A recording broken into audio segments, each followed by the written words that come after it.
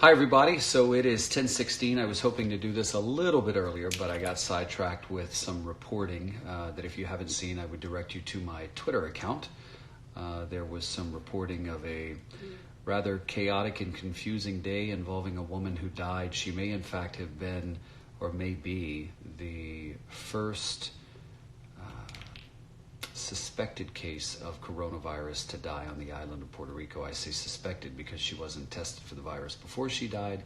She was tested for the virus after she died. So again, I have some new reporting on some things about that on my Twitter account, so you can go and check that out if you would like to know more.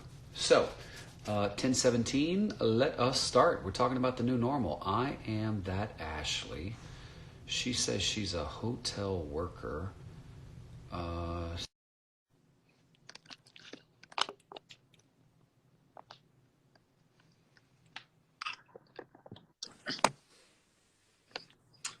Hey, David. Hello, is your name Ashley?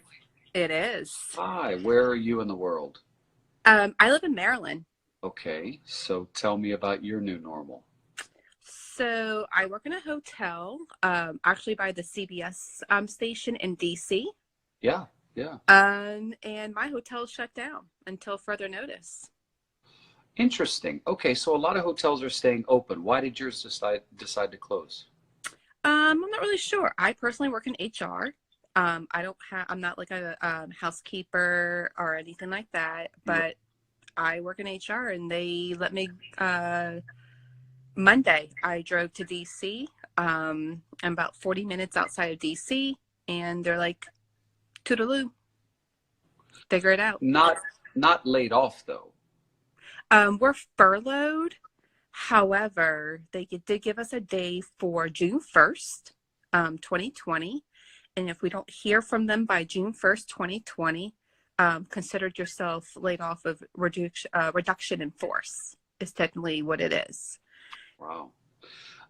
What hotel do you work for? I don't work for a major brand. I work for independent. We're based out of Dallas, Texas. Okay. But we're across the street from the Washington Hilton where we host the White House Correspondents' Dinner. Of course, yeah. I know exactly what you're talking about. I'm across the street. Yeah. So what is furloughed life like? It's boring. I guess I had the silver lining because I was about to sign a lease Monday, and that's when it happened. So I wasn't out any money. I would have been literally across the street from the CBS headquarters on Massachusetts, but not anymore. How much of a nest egg do you have saved up? I probably have 3 to 4 months. I had to bail out my parents because they fell for a scheme, and they what? They fell out for a scheme. Oh, like when those scammed. A scam. Sorry. To the tune of how much? $8,000. Oh, wow. Mm-hmm. Okay, so all right, so three months of a nest egg. Mm-hmm. Furloughed on Monday. Yeah, this past Monday, I get paid my regular working hours. Okay. This Friday coming up. Okay. But they were like, figure it out. I do have vacation and sick time, but they're not paying that out. Oh. Nope. Oh. So if I had my sick time and my vacation time, I would have had 2 more checks, but they're not doing it. Okay. And last question is, you staying inside? Yeah, I have older parents. They're 75, 76. But it's boring. You live with them? Yeah, because actually my stuff's all packed in the basement because I was literally about to go to DC. I originally lived in Arlington, Virginia, near the Pentagon. Yeah. And I was moving. So you didn't sign the lease? No. Ooh, I'm glad you didn't get stuck with that. Nope. Well, Miss Ashley, thank you for sharing your new normal. It was good. Somebody last night was actually saying, hey, I haven't heard from our hotel worker. And we had talked to a couple, but if you're not on the whole time, you don't know. So I'm glad. I've been watching you. I really like the lady that was from Fordham, the professor. Oh, Um, I think her name was Jackie. Jackie, yeah. yeah, the professor from Fordham University. Wasn't she good? The education professor. Yeah, Yeah. because I used to have to go up to New York a lot for work. And I used to stay all up and down. I actually stayed in an apartment complex Oh, by the she's East there. West Look, Highway. look, look, look. She's there. Boca Pix. She just commented. Hi, I'm Oh, here. yeah. Hi, Jackie. Yeah, because I Uh, went to Fordham. Yeah, I went to Fordham, then I transferred to Maryland. that's great. Yeah, Jackie was great. Well, Ashley, so were you. I appreciate you joining in. Thank you. Have a good night. Okay, number 2. David, I'm the taxi dispatcher on the airport and working, and they don't want them with mask or gloves. Okay, let's see.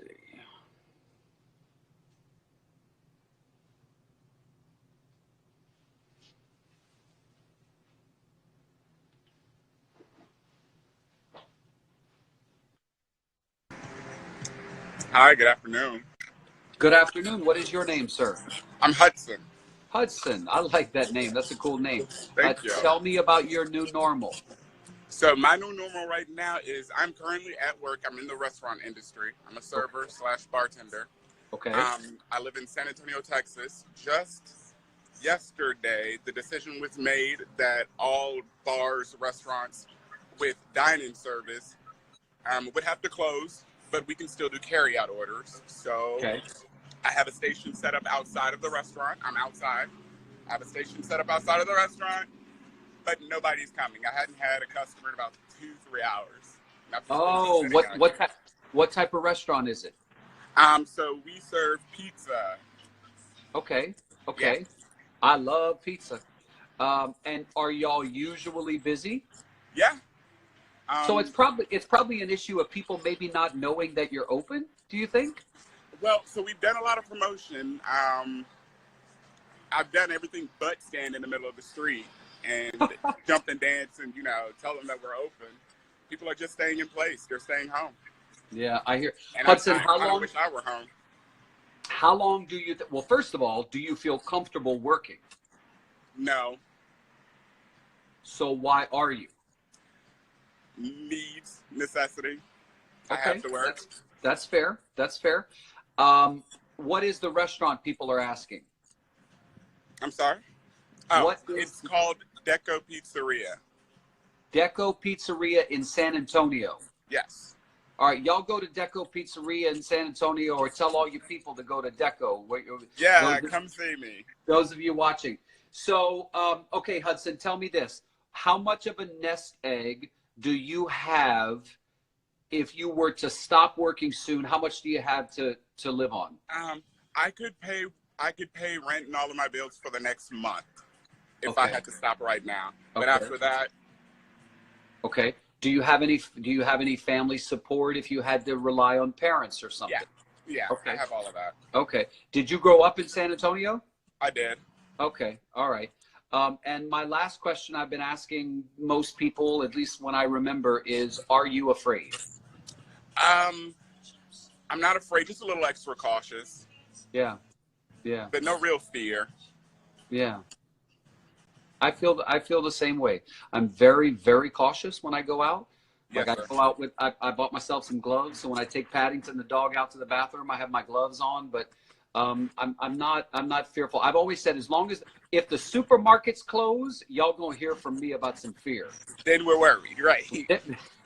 Then you're gonna hear from me. Hey, Hudson, I'm so glad you were in, and I listen. People surprise me, so don't be surprised if someone shows up tonight at. Tell us again. Deco Pizzeria in San Antonio. Deco Pizzeria. Hudson, good luck to you, my friend. Thank you. Have a good night. Have a good night. Oh, that was great. Okay, so next, here we go.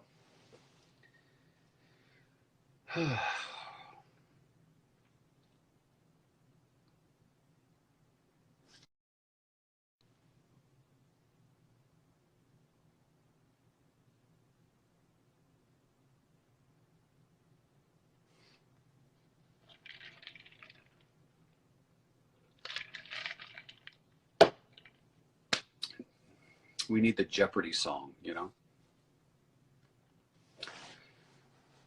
if I had like some music that I could play while we're waiting for people to come in. So when it says connecting, I don't know if that means like the people just ain't paying attention. Oh, the vet from Puerto Rico.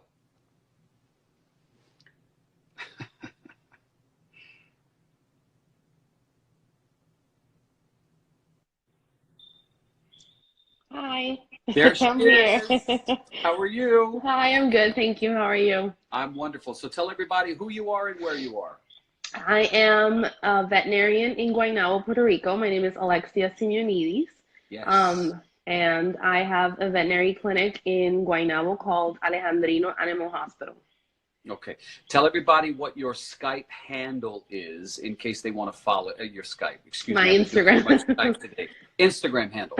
It's Alejandrino, like the Alejandrino Avenue, Alejandrino Animal Hospital. Okay, got it. All right. So first of all, I want to start with this. Last night, we had a lady who Skyped in with us whose dad is a respiratory therapist. I believe she said he's in his 60s, lives in the southern part of the island, and is doing home health care with no gloves and masks. And you reached out to me today and said, I got a lot of supplies in terms of gloves and masks.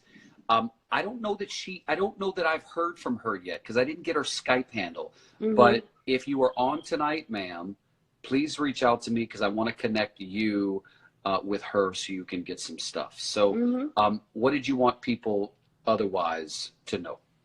Well, I've been receiving a lot of questions about whether animals and pets can carry or transmit the COVID, and just want to put it out there again. And if you see on my social media, we've been very big on informing people and telling everyone the truth behind what's going on with pets. As of right now, there's no proof, there's no evidence that pets can transmit the disease. So that's basically it. I've been hearing, especially from Australia, that they've been getting like a very big influx of pets in the shelters because people are freaking out and just handing them over. People getting sick are just handing them in at the shelters. So just making sure that people know that as of now, there's no evidence, and just keep your pets healthy. Make sure that they have their vaccines up to date, because that way you know that you have a healthy pet, and that's it. So I have a follow-up question for you, but before I do that, the lady is on here. I see Oh, a she comment. is? I'm the woman. So her handle is Osmari Taini. So do you have a pen? I can give it to you. Can she You, write to me? Osmari, can you message the veterinarian? Give your Instagram handle one more time. Alejandrino Animal Hospital And it's in Guaynabo. in Okay? Guaynabo, yes. In Guaynabo. Okay. So here's a question I have for you. I heard, and it was actually my partner Jeremy who said tonight that he heard that COVID-19 was something that was first in an animal and then was transmitted to human. Is that true? That's a rumor. They suspect that the virus originated in an animal trade market, like it's a market with live animals for human consumption in Wuhan. That's what they suspect. Usually these viruses, and this is what happened with the SARS and for example, the H1N1, the avian flu, they originate from an animal and they like kind of like jump species, Like and then they mutate? mutate. Yeah, Yeah. exactly.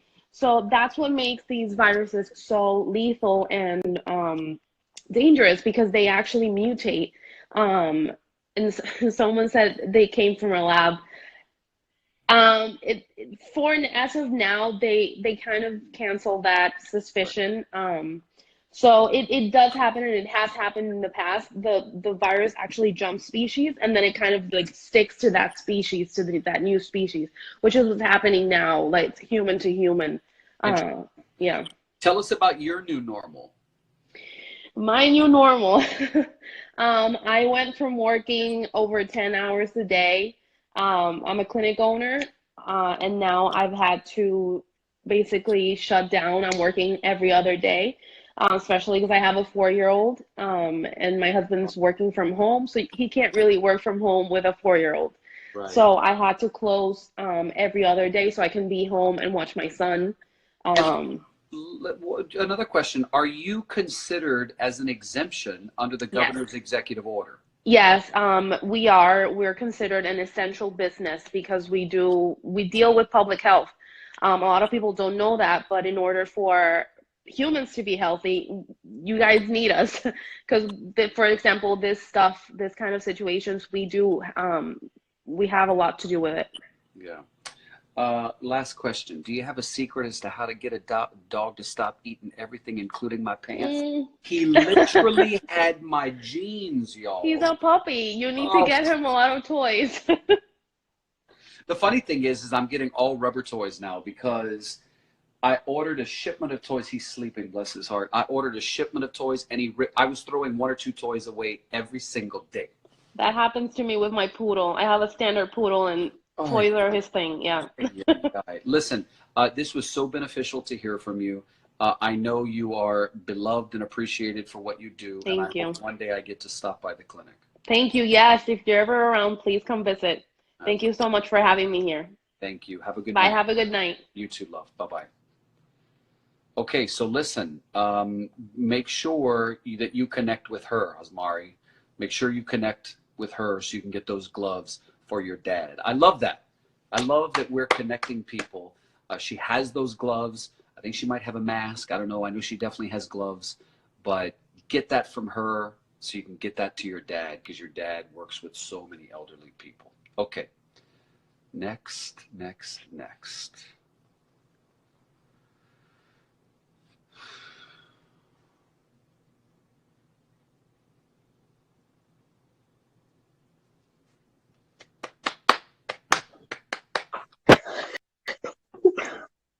Hello. Oh my God. Hi. Surprise.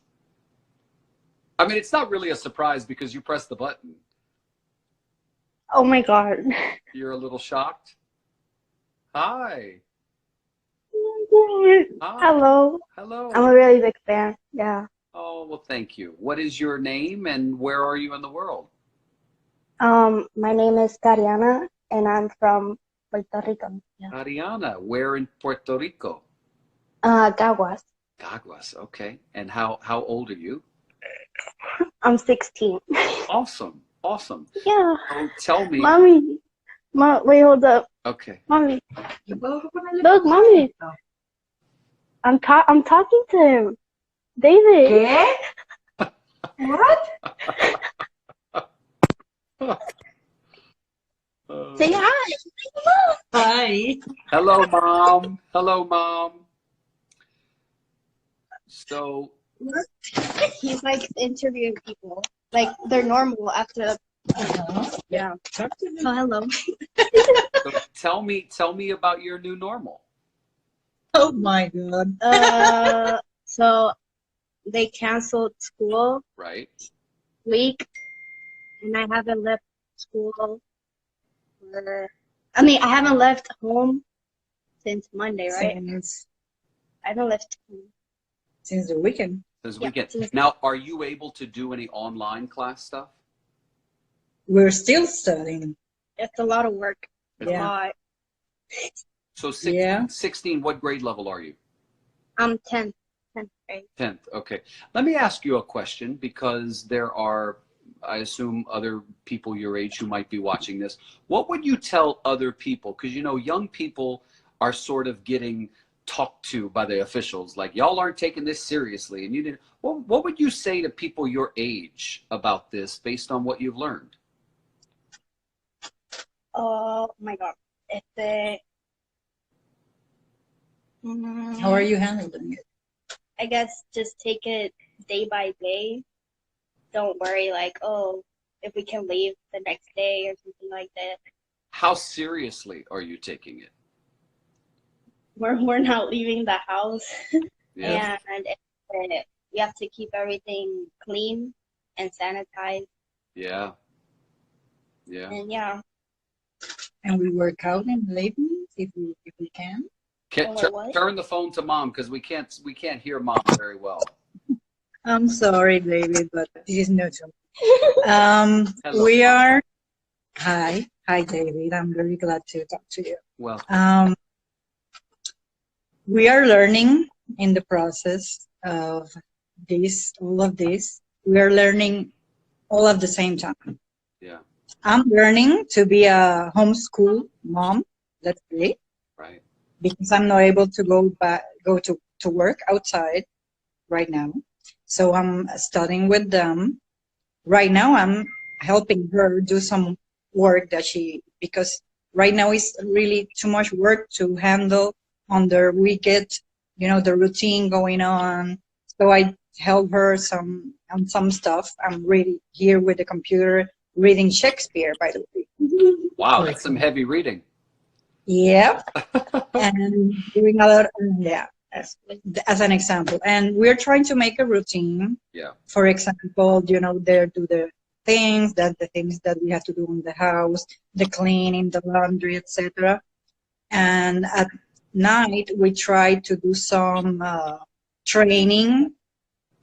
Today, for example, we did like 15 minutes of training and 10 minutes of yoga. oh, that's great. Uh, the three of us, Cariana, Rosa, and my other son, Sadriel, and to do some activity inside the house because I think it is important to raise the immune system too. Absolutely. And what do you do for a living, Rosa? I'm a standardized patient in a school of medicine. What is standardized patient? And a standardized patient, let me see. We help the medical system, the School of Medicines needs to have a standardized patient program, all of the schools of medicine. What we do, if we are we help the doctors to help create cases. We are medicine cases. For example, let's say I need to learn a script and act a medical situation for a student of medicine to work with me for 15 minutes. That's interesting. So basically, you're like their dummy practice, like they practice on you. Yes, we are. Yes. That's a thing? Yes. That's a thing? I didn't. Yeah. Look it up. It's Wow. very interesting. It's called standardized patient. That is fascinating. I've never heard of that. And in the United States, the School of Medicine need to have that program. Wow. Because when their students finish the School of Medicine, they do all the testing and the step 1, step 2, and the step 2 clinical skills. That is one of the tests that they take is with actors. That is so. Basically, you're an actress. I do the best that I can. Yeah. Listen, I love. And we learn medicine on the process. Yeah, absolutely, absolutely. Well, your daughter's precious. I appreciate you weighing in on the new normal, and she was totally caught off guard when I pinged her in. She was like, "Whoa!" Yeah. So I was drinking Coca-Cola. listen, I send my best to the both of you. Stay safe, stay indoors, and we'll get through this. Thank you. All Thank right. you, babe.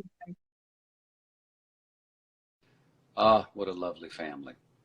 What a lovely family. Oh, I think I know this next lady.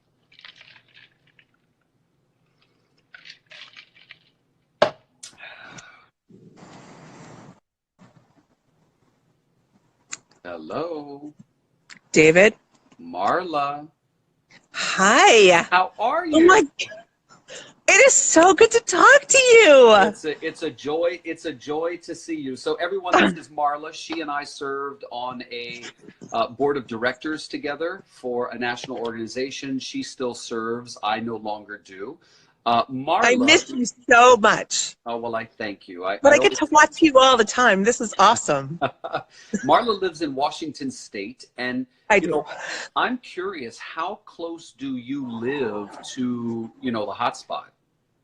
So I am north of Snohomish County and King County, where the nursing home was hit Yeah, a week ago, 10 yeah, days ago. yeah. And then within the last 10 days, it was like a week ago Monday, Tuesday, we had our first patient. Yes, as of yesterday, we had our 7th patient identified. And today I heard on the news that one of the patients passed away, one of the 60-year-old patients. We do have a teen who's been identified with the virus. And I live in Whatcom County. We've got about 200,000 people in our county. So I'm kind of not comfortable with this. And it's just really hard to watch the lack of belief that this is a problem. It's like it's just a matter of time. You bring up a very good point, but are you seeing that? I mean, you live in such a hotspot zone. I can't believe that anyone would be walking around not believing it, but you're experiencing that even around where you are? Yes. Really? Really? That people feel invincible, that if they're not going to get it, they're not going to transmit it. Hmm. And so because everything else we've ever had in our lives, you had to have it to give it. And I just watched a video on Typhoid Mary. So I'm like super, between Typhoid Mary and Stephen King's The Stand, I'm wrecked. Marla, you need to watch some Grace and Frankie or something, just, I do. just, I have a friend. Okay, so here's the other thing. I have a friend in town, and we are on, I think Washington is on stay home now. We were supposed to be quarantined, stay in place. Schools are all closed okay, north of Seattle.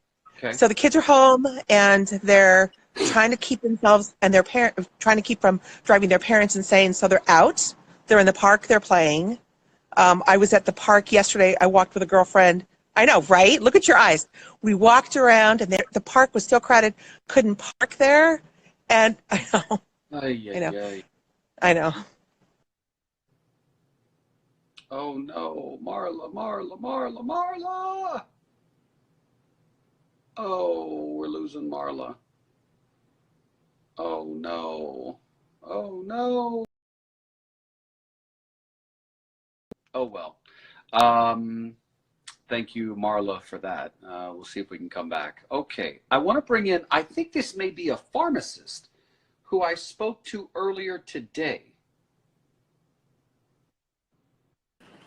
Hi, Hello there, you're the pharmacist. I am. I am. All right, tell everybody who you are and where you are. Hi, my name is Dr. Patricia Faria. I am right now in San Juan, Puerto Rico.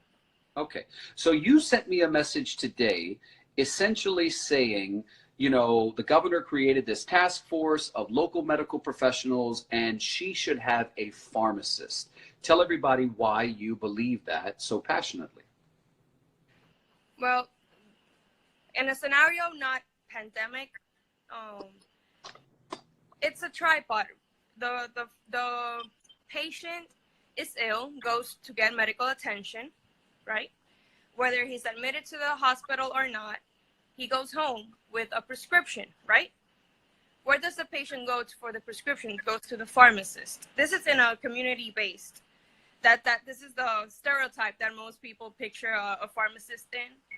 Well, the road of the patient, whether to a rehab or a good outcome, would be the follow-up, the patient counseling, the instructions to the interventions of the pharmacist.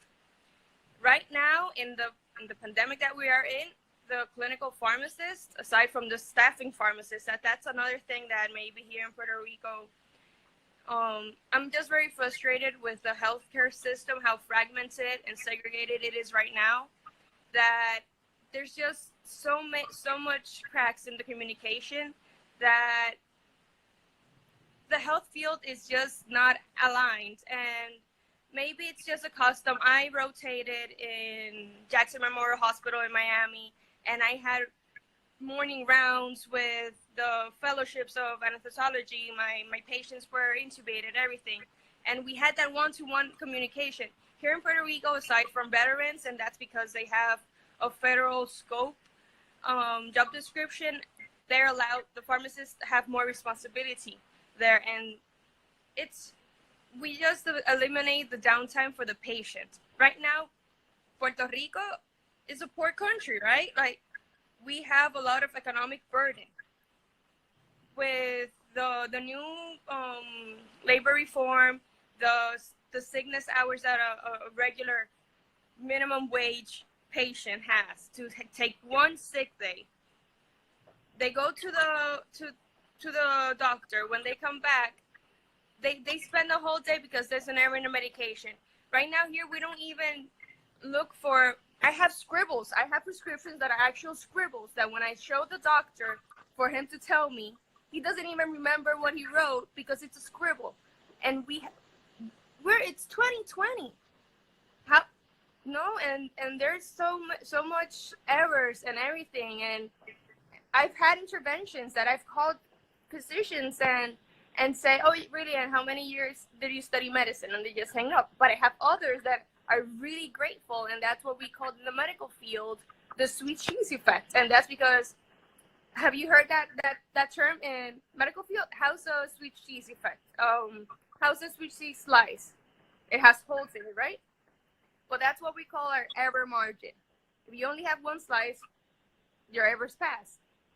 Each person, each health professional in the medical field, that's one more slice. So you are making smaller the error margin.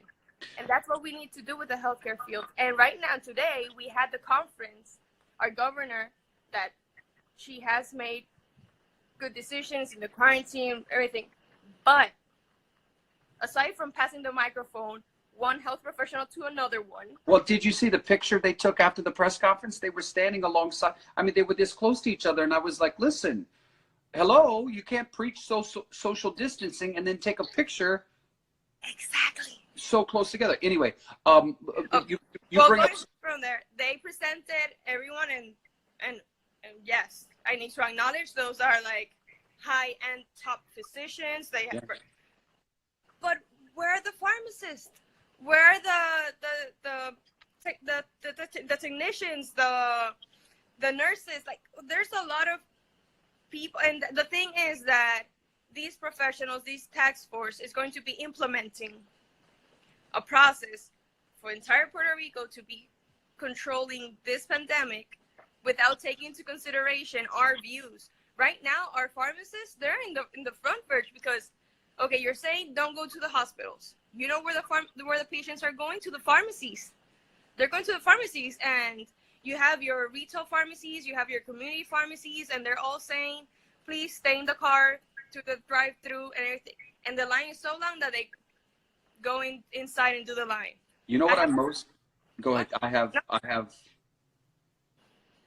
I was just going to say, I'm most inspired by the fact that you went back, that you are there, that you are a change agent. In what way? So you're in Puerto Rico. Yes. You're practicing. A lot of people have left to go and search and find opportunity. I love the fact that you are there. You are on the ground. You're in the trenches. You have the ability to speak up and be heard. That's what I get so excited about. You're young. You're passionate. You make cogent, reasonable arguments. We need that. We need that. I say we, like I'm Puerto Rican, but I like to give you a positive update. I know that when I wrote to you, I was like, no one is speaking on behalf of us. Because, well, actually, maybe for your next project here in Puerto Rico, Sandra, the investigator, you always know her, that she got the shot for the government. She also got another news in the health department in Puerto Rico with the Board of Pharmacy. So that's another investigation. But I was very frustrated because not even the Board of Pharmacy or there's nothing equivalent to from Puerto Rico to the States here. It's El Colegio Farmacéuticos, the College of Pharmacy. and Yep. they hadn't said anything. But right now, our president, she emitted a letter directed to the governor, and I absolutely loved it. It's in Spanish. I'll send it to you. But Awesome. it's a rundown of the evolution of why the pharmacist is so important. And the collaborative agreements that we might have right now, we have point of care testing. I'm certified for point of care testing. Want to know the irony of it? It's included in our pharmacy law of Puerto Rico, but we can't uphold it because there's no protocol created. And what does this mean? This means that if I have a collaborative agreement with a physician, in very paraphrased words, if I have a collaborative agreement with a physician, he has a patient. He sees, maybe this is an influenza patient. Maybe this is a COVID-19 patient. And at that point, I have a point of care testing. I can test him. If he's positive, tell the physician, and he sends me the prescription without making the patient go back and forth, back and forth. So legally, we are allowed to, but we can't because there's no protocol made. And Right. this is just the gaps of government, health department, and the... Here's the thing. The governor is learning on the job. Yes. You know, in all fairness, she didn't want it. She said it, okay? She didn't run for it. Now she's running. But the point is, she's learning as she goes. And I've been very open from the beginning in saying she was the first to lead on the whole quarantine thing. The state of California just said tonight, everybody is to stay home. This is almost a week after she said it, okay? So you got to make acknowledgments where they're deserved. And I believe. That's why I gave you the positive update. No, of course. But I'm just saying, I want you to be encouraged because I think she's listening. And I'll give you one example before I say goodbye. On Twitter, I posted a story tonight involving a woman who was a nutritionist who died in her home in Carolina. She had symptoms of COVID. They brought her body to the forensic center. Forensic center would not allow them to bring her inside because of the concerns. The director of the forensic center herself did the test. They brought her in for the test. They brought the body back in the car. This lady was in the back of a van for 6 hours today while they tried to figure out what to do with the body. And when the director of the cremation center called me, he said, David, the body's been in the car for 6 hours. And he said, I'm concerned to bring it in my facility. And he said, I can't get the government to give me approval because the government law says you have to wait 48 hours. I tell you all of that to say this. I got a call tonight from someone who said, and as soon as we posted the report, 30 minutes later, the government said, green light, go. They cremated, it's done. I was told the governor saw the report, knew about it. I don't know if she directed them to do something. But the bottom line is, as much as the Puerto Rico government takes heat, one thing I will give them is they're aware of reports and they do something about it. Washington doesn't jump like that. And so what I'm hoping is that your report, you know, what the president of your association did, I hope the governor sees it. Because you know what? I have a feeling that if the governor was involved in this, she might say, ma'am, you make a good point. And so, yeah, let's bring you on board too. No, and that's exactly it. But that was my frustration, and a lot of us, like 5 different pharmacy chats, but they're all professional, nothing like jokes or anything. But we just wanted someone to speak out because, like, before time, it was a lot of bureaucracy, like what posture do we make here and there. But this is just and I like the word that you used to describe me, like encouraged and to keep on. But I really do hope that this communication goes far beyond the pandemic. And after this is all done with, and I hope it's really soon, that the healthcare system unites and sees the benefit of all the healthcare professionals being together. So Amen. I thank you. I thank Amen. You for recognizing my name, for calling, for requesting me here in the live. So I really, really thank you. You are welcome. I'm impressed by you. I want you to push forward. I want you to get involved where you can. And I'd like to see you in some kind of leadership role. You don't get what you don't ask for. Remember that. Well, Actually, I'm in the board. I'm in the government board of the Colegio Farmacéuticos for pharmacists. Awesome. I'm the North delegate. So if there are any pharmacists or pharmacy technicians watching here, just write to me.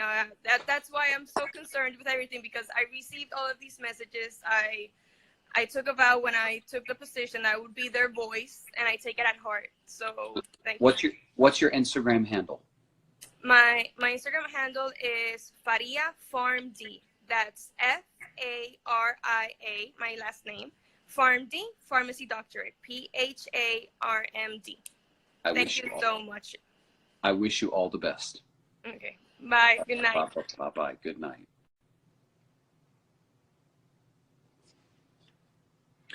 Mara, I see that you're back on. I'm sorry we lost you. I am still in quarantine until Sunday, and for the people who ask what I'm drinking, it's water with lemon. Hi. Hi. I'm actually surprised this is the first time I've joined a video call. Okay. What is your name? My name is Alejandro. Alejandro, where are you in the world? I am in Coupe in San Juan, Puerto Rico. I was actually living in Los Angeles for about 6 years. And I literally just came back, and a friend of mine introduced me. I didn't even know about you until literally less than 24 hours ago. And I just want to say thank you for I've read a lot about you and the things that you've done for, information that, directly affect Puerto Ricans. And I don't know. I feel like you're an honorary Puerto Rican. Well, I thank you. Tell me about your new normal. I guess my new concern is that my father had open heart surgery in November, and he's had 3 strokes since then, and the last one was actually 2 days ago. And as this whole thing with the quarantine is happening, I've seen that there are some issues regarding the protocol in hospitals. There were people that were coming in with, I guess, symptoms of COVID, and I noticed that there was a lot of misinformation with the staff because they didn't really know how to react. I visibly saw them freaking out, anyone from the security staff, people in the emergency room. They looked at each other like they didn't know what to do. I've heard nurses complain about it. I've heard doctors complain about it. I've heard about nurses that are assigned to places where these people would potentially be quarantined, and then eventually having a shift at the same time, an intensive care where my dad is. He's 77. He has high blood pressure. He has cardiovascular issues. He has diabetes. So he's a high risk patient if he were to be exposed to something like that. And right now I'm honestly freaking out because it's I want to see him and I want to make sure he's okay. But it's just a lot. And I just noticed in that hospital in particular, there's a lot of confusion about a specific protocol when it comes to dealing with this. Just in terms of your new normal, other than going to the hospital, are you getting out much? No, I'm not getting out at all, just because my immune system might withstand a lot of things, but my mom, my dad might not. And since I'm sharing the home with them, I don't want to potentially put my father or my mother in a situation where they would lose their lives because I was reckless, Listen, that's the kind of social responsibility that we all need to have. Right. Because, we all got to look out for each other. I mean, I truly feel like that's the kind of time we're in. We got to look out for each other. That's really how serious this is. Last question, how's your dad doing? Is the prognosis?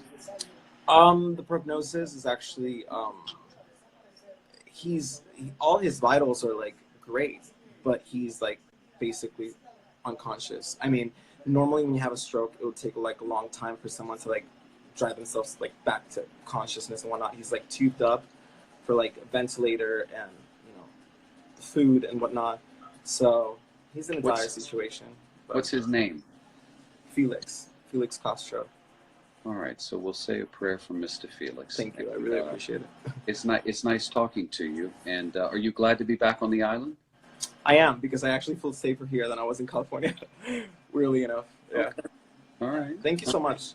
Thank you for talking. You're very welcome. And I send my best and my prayers for your dad. Thank you. Thank Okay. you. Thank you, Alejandro. Good night. Where did Paddington go? Oh, he's in his pen because I locked him up. He was eating my pants, y'all. Literally eating my jeans. I was like, well, what are you doing?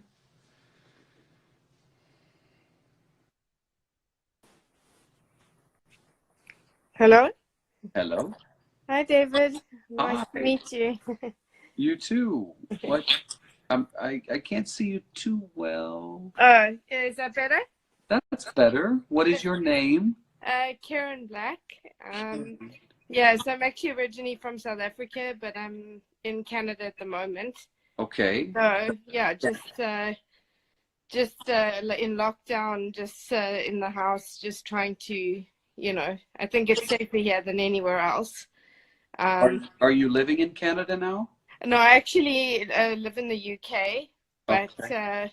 things are not, I don't know, I've just heard some really hectic things from friends.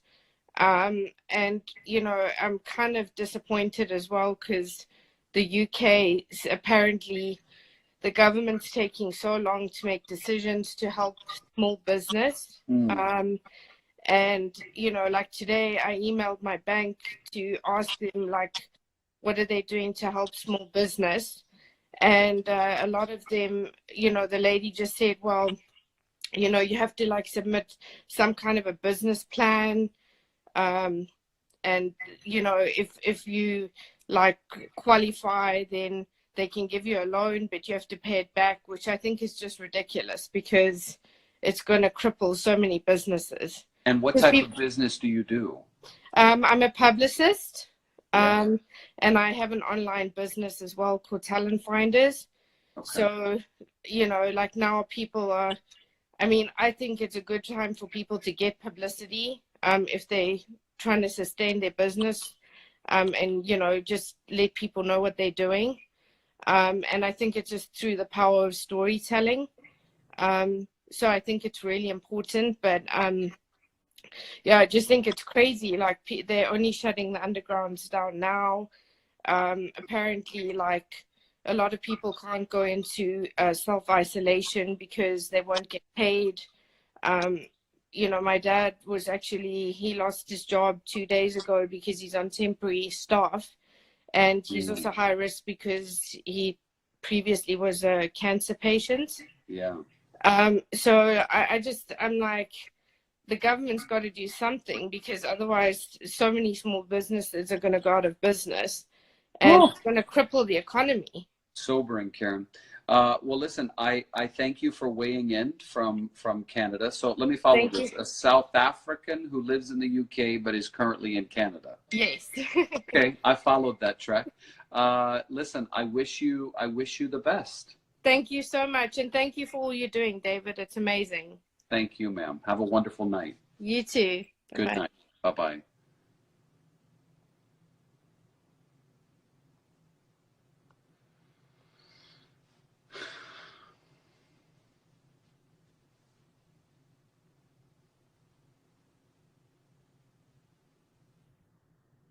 What's up, David? How you doing, buddy? I am good. What is your name? Horacio. Okay, where are you in the world? Well, I'm in Tennessee where the tornado was. Oh. So I'm down past, I'm about close to Chattanooga. Oh, yeah, yeah. But I'm from Puerto Rico. Tell me about your new normal. Man, life over here is different. Like Puerto Rico it's my home. That's where I need to be. But like, my uncle told me, he said, man, don't come over right now. But, I was down there, when I followed you when you were in Ponce, down there, and when they had the earthquake. Yep. Yeah, and my uncle called me. I said, he said, Horacio, we just lost a house. Because he lives in San Juan, but has 2 houses in Puerto Rico. Like one in San Juan and one in Ponce. Okay. Does Tennessee have any curfews, Horacio?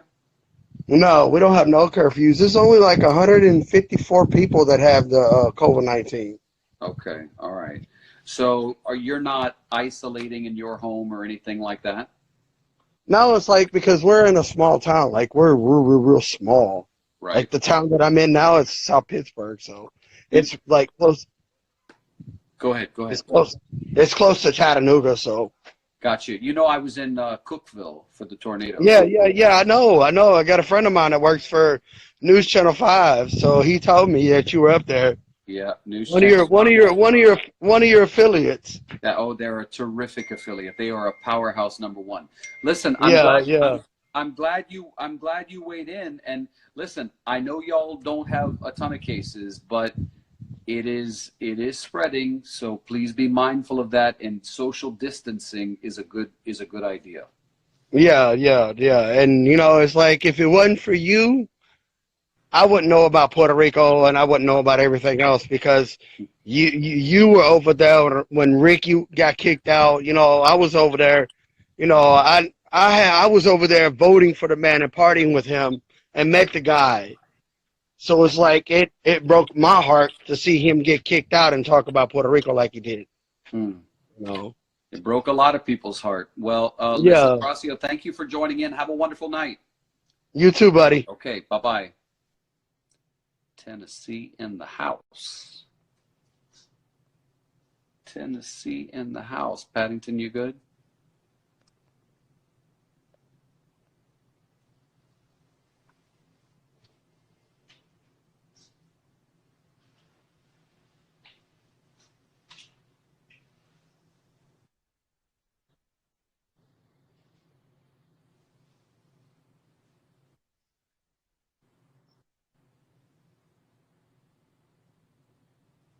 I can hear somebody, but I can't see them.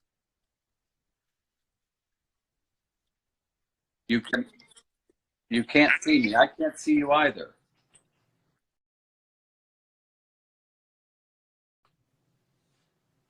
That was weird. I think that's the first time that's happened to me.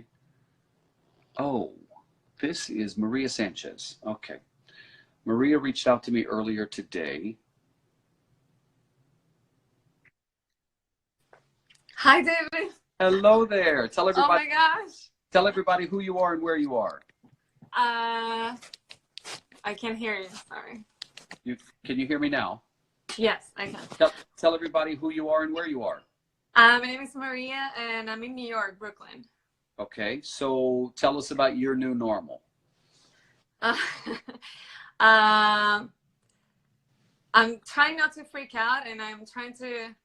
Hold on, I'm a little nervous. That's okay. I'm trying to keep my friends happy with memes and comedy and videos, and anyone who comes to me with bad news, I always say, we'll get through this. Just remember to close your eyes and just say, I'm here and I'm alive and it's going to be okay. I like that.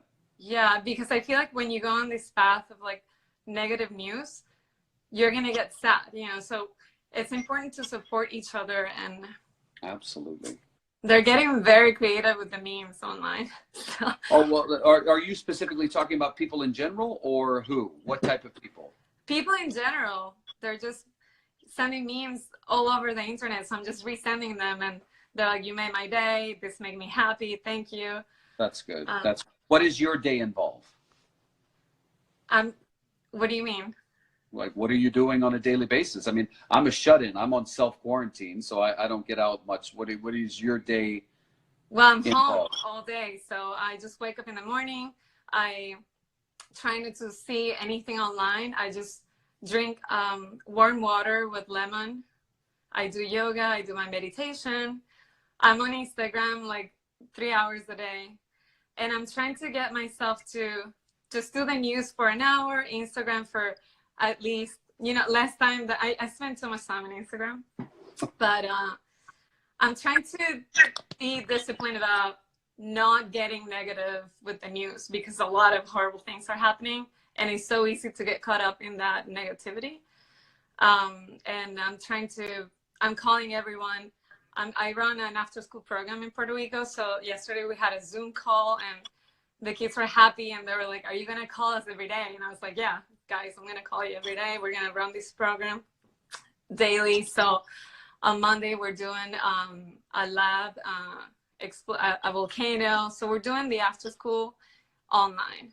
That's what we're doing. I get the sense that it means as much for you as it does to the people you are trying to keep sane.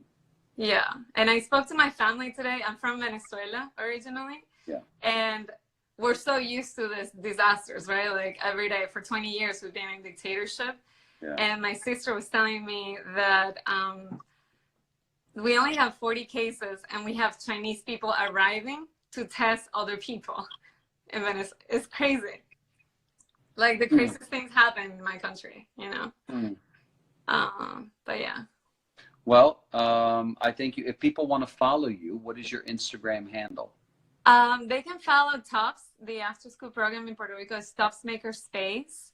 We're running after school programs from Monday at 4 o'clock every day for anyone who has kids and wants to join. Yeah, so we're trying to keep the kids happy, and we're doing guided meditation and lab experiments with whatever they have at home.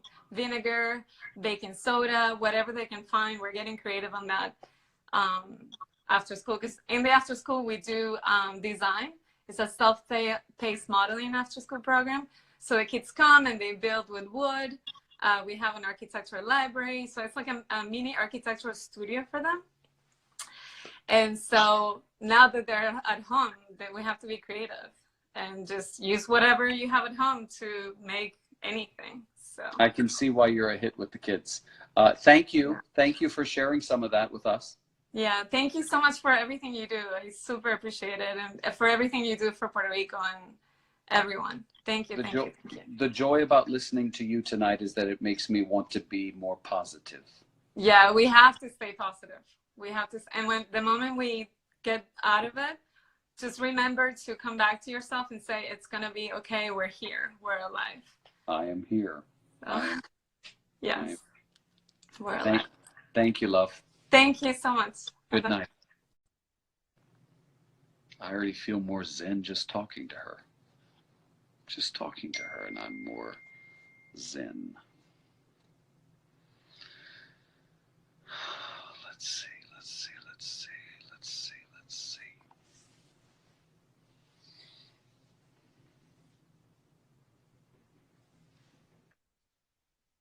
Guys.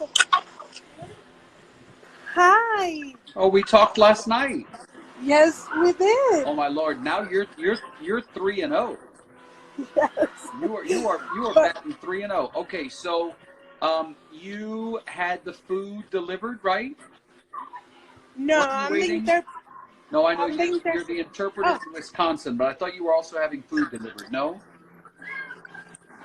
Oh no. Okay, there was another lady who kind of looks like you, I think, and food was being delivered by her kids' teachers. All right, so 3-0. We met your son yesterday and your husband, right? You were in the kitchen. Oh yes. All right, so I just have one question for you. How was your new day in quarantine? You know what? Today was a hard one. It kind of kicked hard today. Tell me.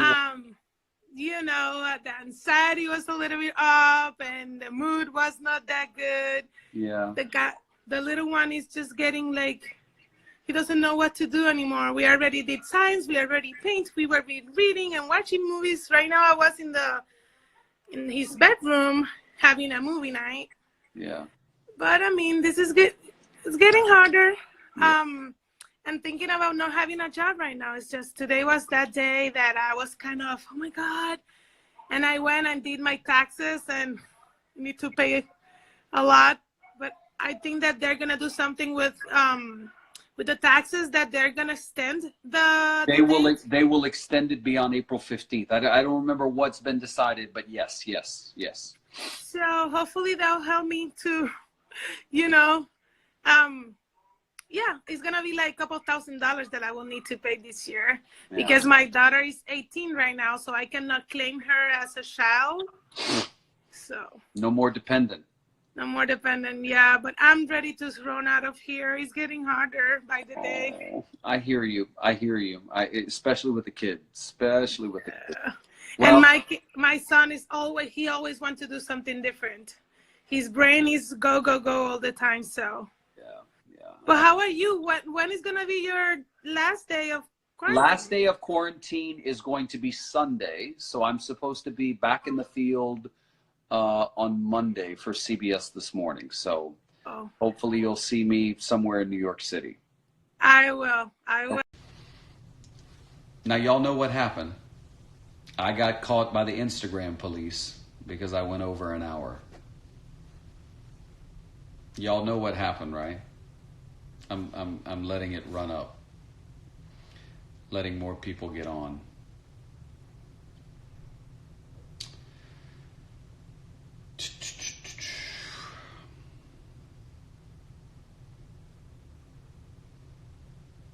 Now y'all know what happened, right? I got caught by the Instagram police because I hit the hour mark, and at the 1 hour mark, it shuts me down. So, and by the way, if any of you guys ever want to watch the lives that I have done today and within the last 24 hours, you can always go to my Instagram story, and there's an option for the story and the live, and you can watch it there.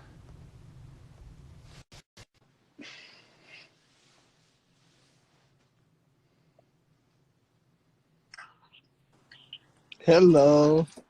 Hello there. How you doing? Let me turn on the light here. There we go. Hi there, David. How you doing? I'm okay. What's your name? My name is Jonathan Padilla.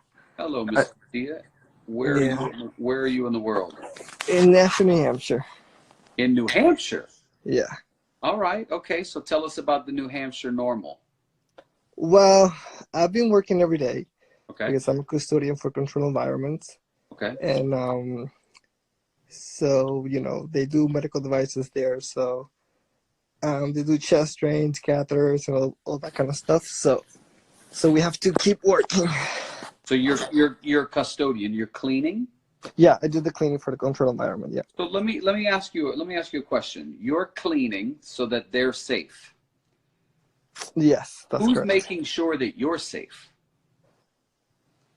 Well, myself, actually. Yeah. You know, washing my hands, wearing gloves, Yeah. sanitizing everything there. So yeah. Yeah, because I worry. I mean, there was a New York Times article today that basically said they are the people that clean the building so that you're safe, but who's watching them to make sure that they're okay? You know, and it made me think the CBS Broadcast Center in New York City has been shut down after several confirmed cases of COVID, and so I thought about those people who were cleaning the broadcast center. Like, hey, who's looking out for them? Tell me how much. So the good thing for you is you're still working. So you're still getting paid. Have they told you that at some point the work might stop? Well, they say I've heard that if somebody tests positive there, they're probably shut down production, and all the people in the office area, they're like not working, the majority of them, but some people still have to be there to support like engineers and stuff. So Yep. And are you buying into the whole social distancing thing? Are you practicing that? not exactly. Yeah, a lot of people are not really doing it, to be honest. Okay. But I try to to keep myself away. We also wear like a special gown there, so Like that kind of protects us. Yeah, yeah. So Do you live by yourself? I do have a roommate. I live with my roommate. Yeah. Okay. All right. Yeah. So listen, man, social distancing is important. I mean, that's what the experts keep saying. 6 feet or more will stop you from, well, will in many ways help to stop you from getting it. So I know. Yeah. Every time I leave work, I always come home and I don't do anything else. So we have everything here. We have food, water, everything. So we're good. awesome. Thanks for weighing in. Yeah, and thank you for all the things you have done for my island. I'm from Puerto Rico also, from the Enchanted Island. So Where on the island? I'm from Salinas. I don't know if you've been to Salinas. Salinas. I have been through Salinas, but I haven't had the joy of being able to stop there. So one day. Yeah. All right. Have a wonderful night. You too. Take care. Bye-bye. Nice guy. Da, da, da, da. Okay, let's see.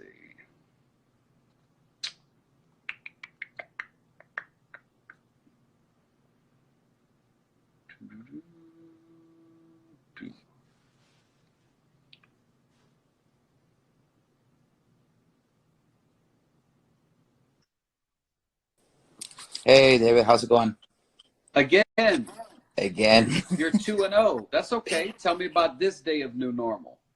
Uh, yeah, this it's just getting more and more real by the second. I mean, from yesterday to today, I had to do, some necessary errands, and I happened to go to Trader Joe's to get some stuff that I needed, and it's the first time that I saw a line of people outside with 6 feet. Everybody had 6 feet of space between them, and it was a line that stretched out all the way to the end of the. Is that right? So they were making everybody stand like that. Yeah, it's getting like more and more real. Virginia seems to be one of those states. I mean, at least people keep to the social distancing pretty well. It's been, there's very little traffic, and people seem to, be wearing masks, and we're pretty much going out for, like I said, just stuff that we really need to. But people seem to be abiding by their protocols and everything. But now it seems that people are they're seeing the writing on the wall, and I think it's like a quasi panic. I would say they're kind of getting ready for this shutdown that I think it's imminent. I mean, California is just instated did it this evening, and I think New York's going to be next, and I think it's going to be nationwide. But anyway, why I actually wanted to reach out for you was because I remember that lady, I think her name was Osmari, was trying to reach out to you because she needed gloves. Yes. Did you hear the update tonight? No, I did not. Oh, so there's a veterinarian in Guaynabo who Okay. reached out to me today and said, I have tons of gloves, and I think she said masks. So I had the veterinarian on tonight. Asmati was on. She said, I see it, so they connected. Awesome, because I did send you a couple messages and send you a couple of DMs because I found a stash of gloves. So if you come across somebody else that needs some, unfortunately, they're not sterile gloves. They haven't been used. They've been sealed in a Ziploc bag.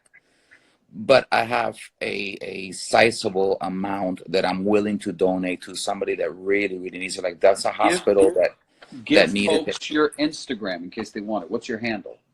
Yeah, it's not too difficult to forget. It's Spick and Spam. At Spick and Spam. At Spick and Spam. That's me. At the end of the day, keep it easy. Easy. Exactly. Exactly. Listen, so that was said, I'm sorry to interrupt you. I just want to say that I'm just happy to hear that at least, that seems something somewhat critical, a hospital and but anyway, treating elderly patients that yes, of course. Dead. So of course. We connected. She saw the interview. She said it's me. So my hope is they get the gloves, and I feel very good about that. That's awesome. That's awesome. So 2 more things I just wanted to add real quick before I let you go. I'm going to let other people chime in. Number one, this seems to be kind of a trend that I've been noticing that seems to be more and more prevalent.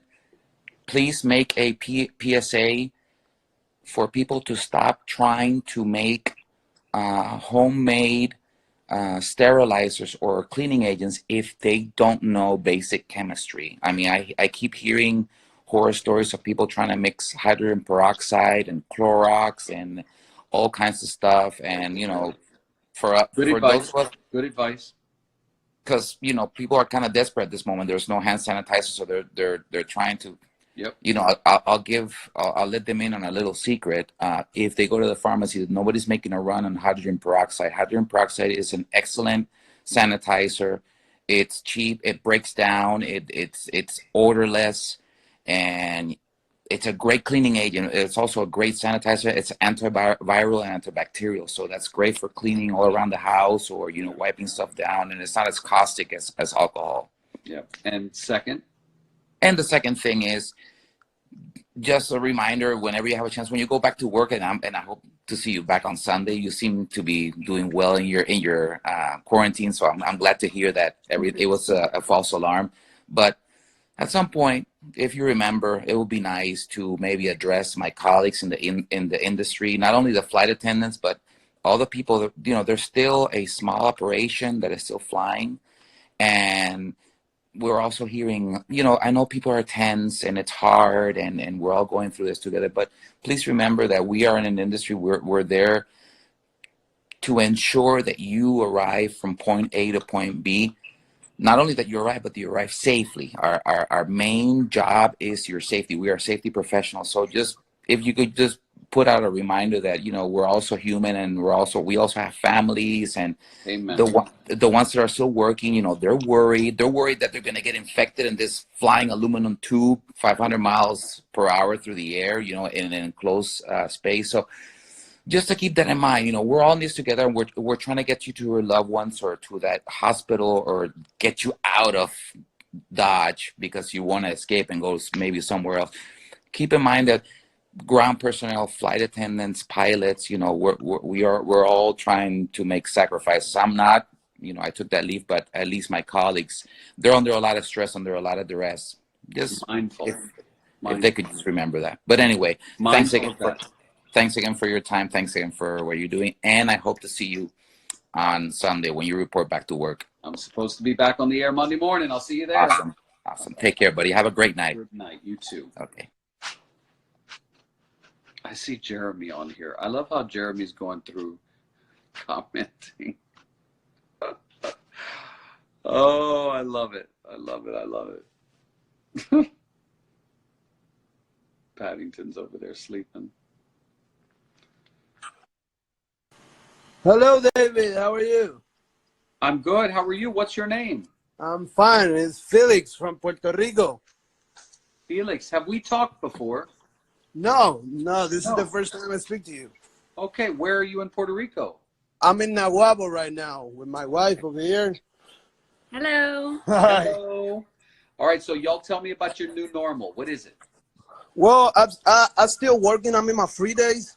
I just want to tell you that I work for a company that travels people from Vieques Island, sick people from Vieques Island to the main island, and some I don't know, it was Monday, I think. Monday, we transferred a probable case of COVID-19 from Vieques to Isla Grande, and the hospital didn't tell us anything. So the hospital didn't tell us anything about the possible of COVID-19. So okay, I want to be clear. Who do you work for? I don't want to tell the name of the company. If you send me a DM or something like that, I can tell you. Okay, but I just want to understand. Like, is it an air transport or something? Yeah, it's a airline. Okay, private. Okay, or commercial. Okay, fine. So you transported from the Vieques hospital to a hospital in San Juan. In Vieques, there are no hospitals in Vieques right now. No, I know, but I'm talking about the clinic. You transferred from the clinic. Yeah, we transferred it from Vieques clinic to Isla Grande, and it's one of the suspicious cases of COVID-19 right now. Ay. So you didn't know ahead of time. They didn't tell anything of the hospital. I don't know the hospital right now, but the hospital didn't tell anything to the people in the airline. So based on what you know, are you self-quarantining? Well, at the moment we're still over here in my house. I work that was Monday. I work Tuesday and I work Wednesday. I'm in my free days right now. But yeah, it's kind of scary that they didn't tell us anything. So well, it's also scary that they didn't ask you to self-quarantine because you've been around more people on Tuesday and Wednesday. Yes, sir. We're taking the things very carefully because they have us with masks on and gloves, treating people and everything. Yeah. but you know, like it's scary. It's scary because the fact that the hospital didn't tell us anything, and to take the you know the thing that we got to do to prevent that. Don't you think you should stay home for 14 days based on what you know? That is probably what we're gonna do, because my supervisor was telling me like yesterday that probably we're not gonna work anymore, because Vieques Island is only taking residents of the island, no tourists are visiting.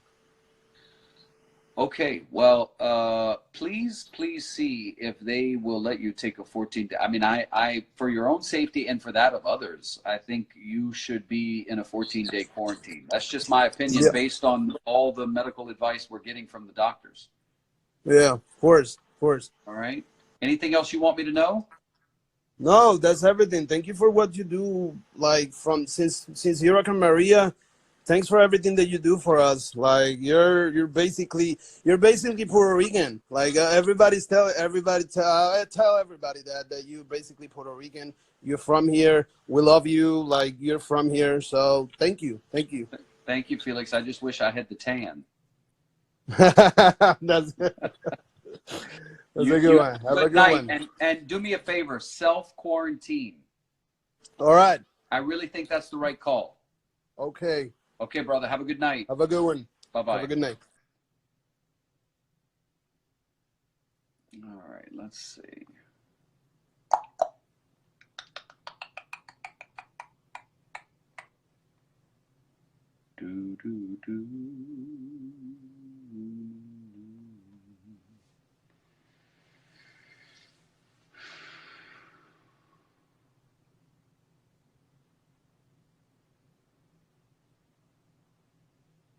I think people are laying in bed.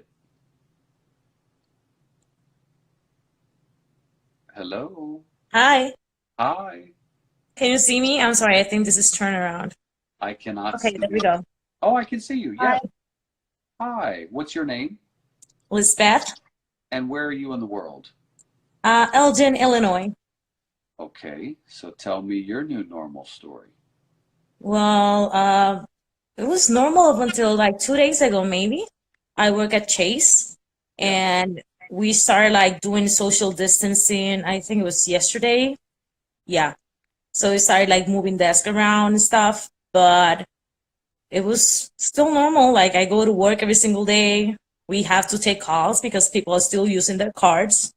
So if they get declined or anything, we have to go be there. Also, there's a lot of disputes. People call all the time. They're trying to cancel the tickets from the airlines. So it's right now, I think it was like maybe 4 hours of hold time for the dispute department, and people were just going crazy. And we're trying, but we don't have the capacity because overseas they're closing. People are closing like at 5 p.m. overseas because of the quarantine. So we don't have enough capacity in the United States to handle all the calls. But I still go to work every single day. I think maybe we're looking to see if we could get everyone to work from home. Yeah, I was going to ask you, is your job one where you can work remotely? Yes, but at the time, like we need like a broadband because we use a lot of systems. So it's not like any computer that you can just like go on and do, the work. So you need to have a desktop at home. You need to have internet, and well, I think we're trying because we got an email today trying to see who is available to work from home. But up until now, I just see the parking lot being emptied every single day. For some reason, people are not showing up to work, even though we are not quarantined. And really in Illinois, like only the schools were sent to be home. Everyone else is like still working. Supermarkets are empty. But aside from that, you see people on the street every single day. It's like not good, Lisbeth. Not good. Yeah, I don't feel like we're quarantined or anything. I just feels normal. What I wonder, you had California tonight basically tell everybody to stay home. Puerto Rico has, New York has not yet. I just wonder if we start to see more states tell everybody the same thing we're hearing. is stay home unless you're going to the supermarket, the bank, or the doctor. Yeah, like I feel only like the kids. That was the main thing. School closed, like they were the first thing to close up here, up until the 30th, but I think they're gonna extend it. So Yeah. only custodians are working at schools just to check up on them, and that's it. Yeah. What's the chance they close your branch? I heard Chase closed like what, more than 1,000 branches around the country? Yeah, so actually we're like a whole building, a whole office for like a call center.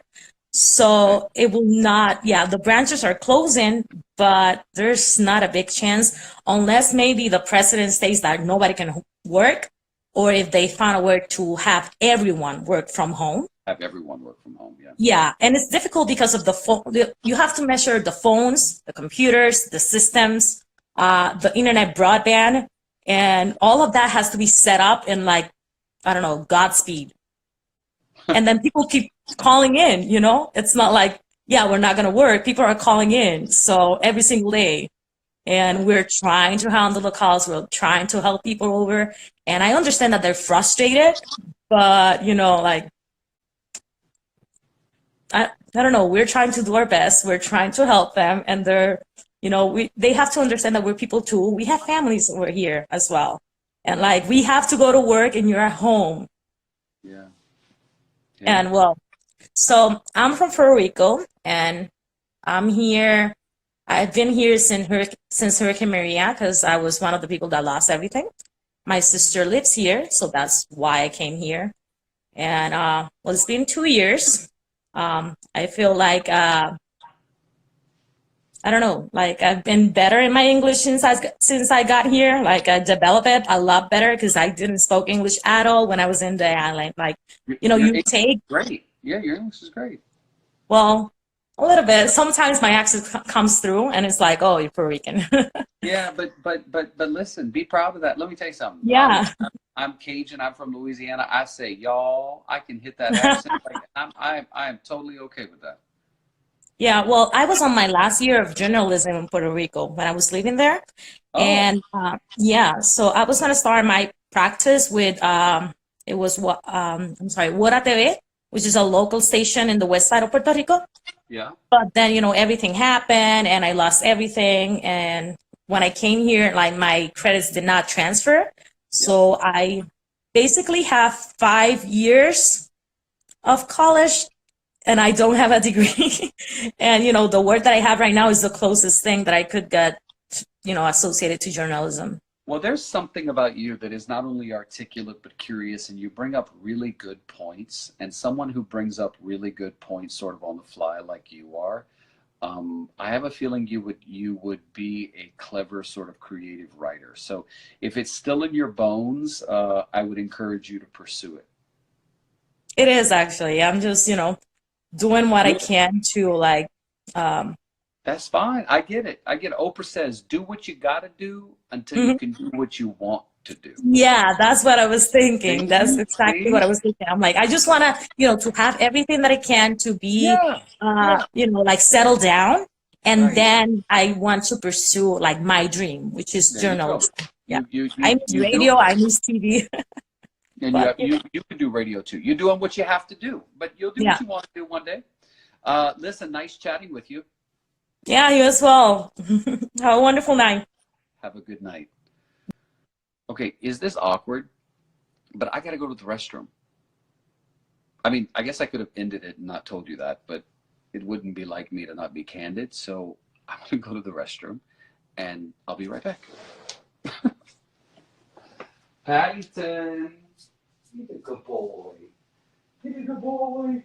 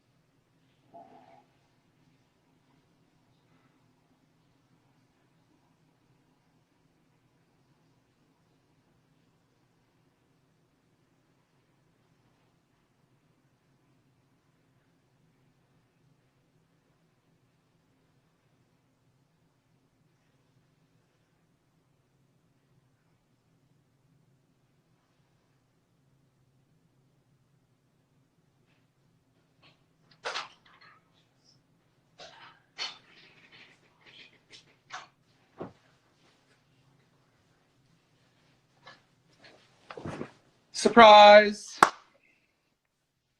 Somebody said he went potty. Oh. Stuff gets real when you're doing it this late at night, you know.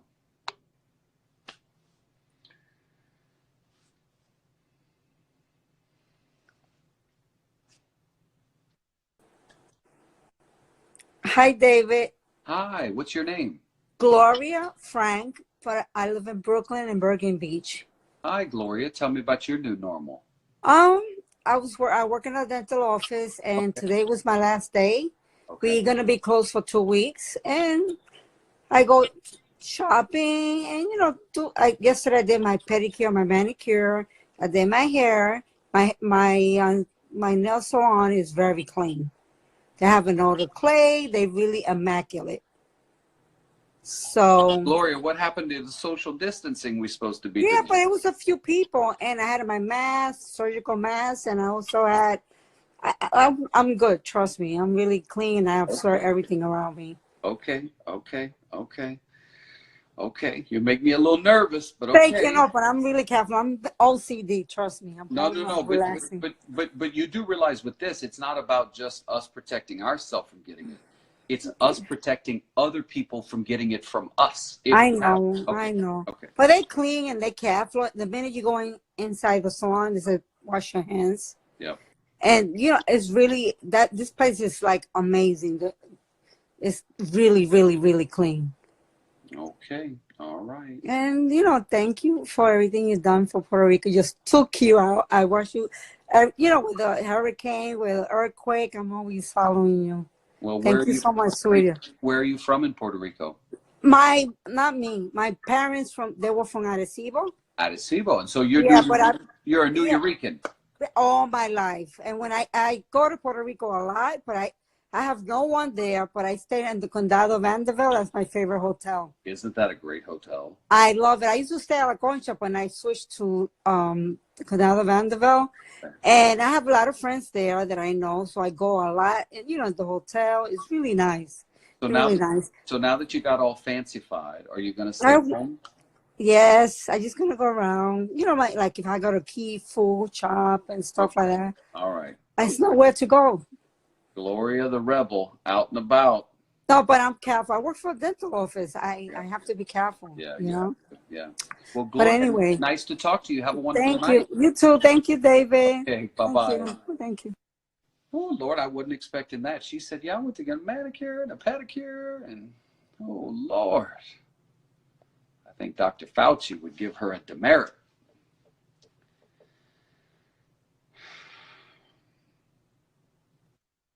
Hey, David, how you doing? God bless you, sir. God bless you, sir. What is your name and where are you? Oh, Fernando Campos. I'm in upstate New York. Mr. Campos, tell me about your new normal. Oh, well, I've been home this whole week with my kids, There's some of my kids here. And I'll be cooking for them, I go outside by myself at 6 in the morning, make crazy lines because Walmart and supermarkets, they empty. So I have to make a line like 6 in the morning. They open at 8. But, just to make this happen for my family, I don't know if you were able to see it, but it's just like my little pantry that I got for them here. Okay, yep. I have some essentials here for them. And over here, well, I have some wipes, I have sanitizers, I have like essentials, medical supplies, masks, as much things as possible that I could do for them, because I got 5 kids up here. Yeah.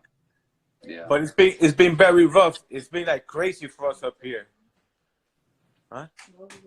Yeah, it's been like really crazy. Even my dog is going crazy in my house.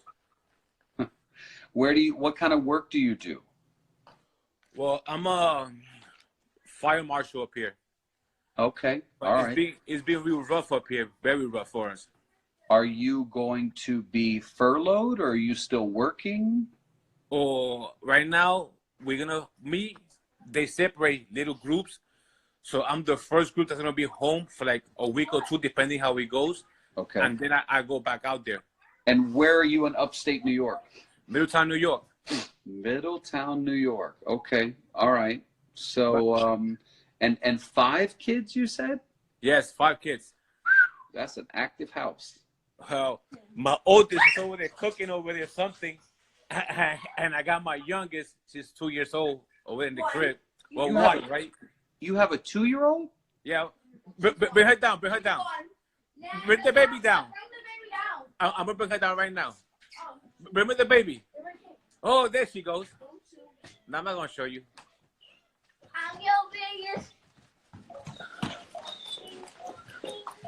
This is my pride and joy right here, Nalani. She got her hair all messed up. Oh, hello, love. Say hi, baby. Hi. Hi. Say hi. Oh, that noonie, so cute. Well, listen, thank you for sharing. Thank you for sharing the family story. Y'all stay safe. We're trying to, sir. And you know, God bless you and your family. You did a great job for us in Puerto Rico. I'm from Ponce, Puerto Rico. My wife is from Arecibo, and we're real proud of you. And God bless you all your life, sir. Thank you. Thank you. Thank you. Good night.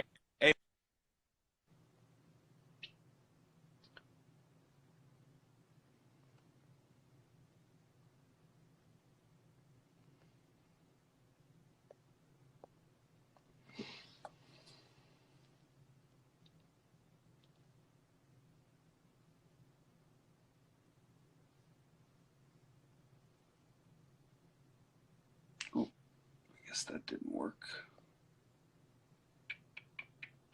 Oh no. Don't tell me. Okay, my button's still working. Y'all know that button starts to play around after a while. Y'all know that button starts to give me hell. Michelle Riley.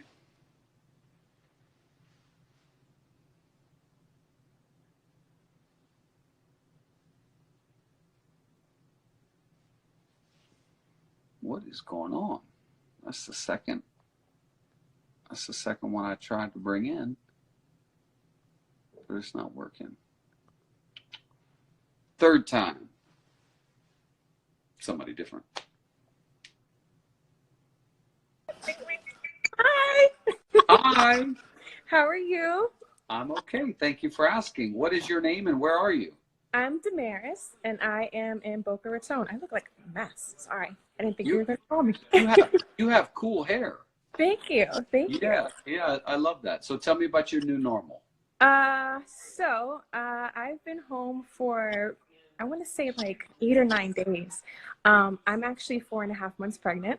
Oh. And with my first child. And I'm kind of freaking a little bit. Okay, I hear that. Now let me ask you a question. Have you heard some of the literature? I say the literature. Have you heard some of the data coming out of China about pregnant women? I've read some things, but I'm not really sure exactly like what's actually legitimate and what's not. So Dr. Debbie Birx, who is the White House Coronavirus Task Force Coordinator, which is a lady who has given corroborated information, seems to be a good woman, said that there was a case out of China of 9 women who all delivered babies, and there seemed to be no issue. Seemed to be. But again, it's small, it's little, we're learning as we go, but I just wanted to make sure you knew that. I did see that there was a case in the UK of a baby being born in a hospital that had coronavirus. Now, I don't know if it was passed from mom to child or if it was just being in the hospital itself that the baby got the coronavirus. Oh, is that right? Okay. Okay. Okay, so pregnant with the first child. Do we boy or girl? We don't know yet? Girl. Oh, it's a girl. It's a girl. Okay, so you are keeping yourself at home. Like you are grounded. Big time. Yeah, Big locked in. I have been, my husband is definitely somebody who's always very prepared for situations like this. So about, like I said, about 9 days ago, we started getting things ready and prepared. Wait. Oh, 9 days ago. Yeah. Like we have a pantry full of things. We're basically ordering stuff every day. So I got a delivery today from Target. Instacart has delivered here. But it's getting nuts. Like even on Amazon, when we order from Whole Foods, you can't get any deliveries anymore. I've tried to get Amazon and I can't get them to deliver. Not happening. Yeah. Not happening. Yeah. Yeah. Okay, well, we wish you all the best with a successful, happy, and Thank you. two-term delivery. Let's not come too early. Yes, no, definitely not. Let's not come It too looks, early. it looks like, by the looks of things, I might be giving birth at home, which is not a bad thing. Ooh. Oh yeah, because if we go in, oh my God, it didn't even occur to me. Although I did talk to somebody the other day. I said, how many babies do you think are going to be coronavirus babies? Oh, I know. Like couples are cooped up at home, so like next March or February, March, we're gonna be like, you're a baby boom for sure. For sure. right? There's gonna be a coronavirus baby boom. Anyway, it's a pleasure chatting with you. You too. Have a good night. Thanks again. Good night. You bet. Bye, Damaris.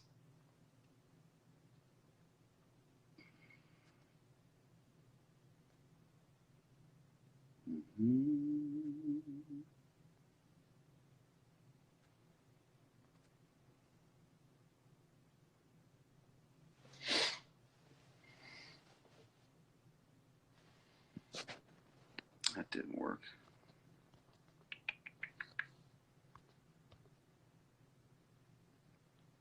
That didn't work. Is Jeremy still on here?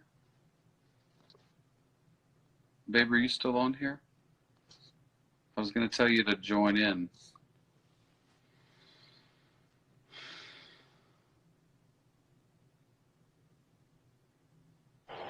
Hello.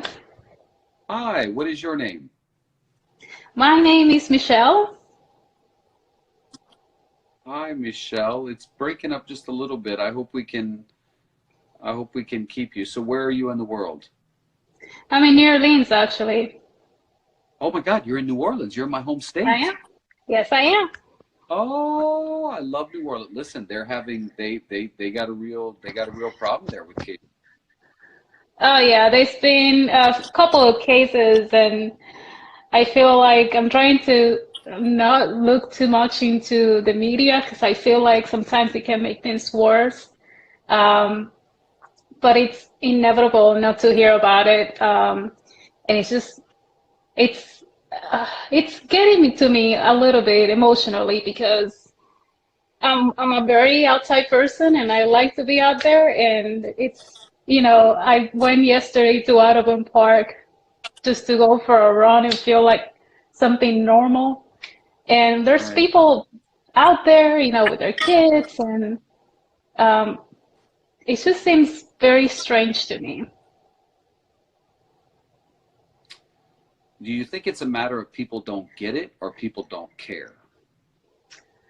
I don't think everybody's aware of how serious the situation is. I think a lot of people are taking it very lightly, and I just think it's a matter of educating people, doing better with, following instructions. You just need to be careful and think about others and yourself and what you bring home, because you might be doing something that you think is very innocent, but it really isn't. I mean, you're out there, you're spreading it, you're bringing things home. You should do it for everybody else rather than yourself. Yeah, listen, your country is calling on you to do something. Stay home. I saw a quote that said, our grandparents were called to war. We're called to sit on our couch. We can do it. Yes. Yeah, it's difficult. What is your new normal? My new normal, I love my husband to death, but it's so hard having him home all day. I mean, it is out of my routine. It is so difficult, and it's like you I hope he's not watching. It's just so difficult. He is the most amazing person, but right now, thank God we have space in this house, because, I love him, but Jesus Christ, it's a lot. Poor guy. Let's hope he's not watching tonight. If it is, he knows I'm joking. No, of course. Also, okay, I am from Puerto Rico as well, so of course I want to thank you for everything that you did for my island and yours too, obviously. I felt like you connected us more with the island that the media there did, when everything was going on. And still up to this point, you're still doing things there. So much love to you. Thank you, love. And I just have one last question for you. What brought you to New Orleans? My husband is in the Coast Guard, so he's stationed here. Thank him for all of us for his service. Will do. Also, I have Lenny here. He's also a Labradoodle. Oh, you have a doodle too? I have a doodle. Paddington is sleeping. Watch, I'll show you. He was driving me bananas earlier, and he started to eat my pants, and I was like, oh no, that's... Hi, bud. I was just talking about... Oh, he's the cutest. Oh, he's so sweet. You want to come out? Are you going to behave? You're going to say, there you go. There you go, bud. Yes, there you go. Oh, yes. Oh, yes. Well, listen, it's a okay. It's a pleasure to talk to you, and stay safe and good luck. Hopefully y'all are still married by the time this is all done. I'm sure we will. If anything, it has brought us closer in many ways, and it's giving us a chance to spend more time together. So, is he from Puerto Rico? No, he's actually from California. We met when he was stationed in Puerto Rico. So, yes. Well, have a wonderful night. Nice chatting with you. You too. Take care. Bye, love. Bye. See, he's out of his pen for, I don't know what, a second. And look at this. Toilet paper in his mouth. And now I'm giving y'all like a tour of my apartment. Oh, patty cakes. You've been out for 2 minutes. 2 minutes. Okay. Maybe we'll do a couple more and then we'll call it a night. What do you say? Let's see.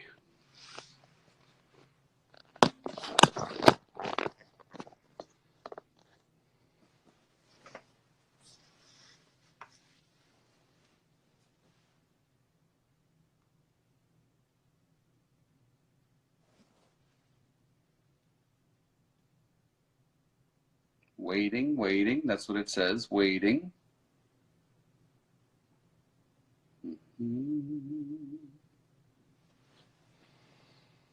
Maybe that's not going to work.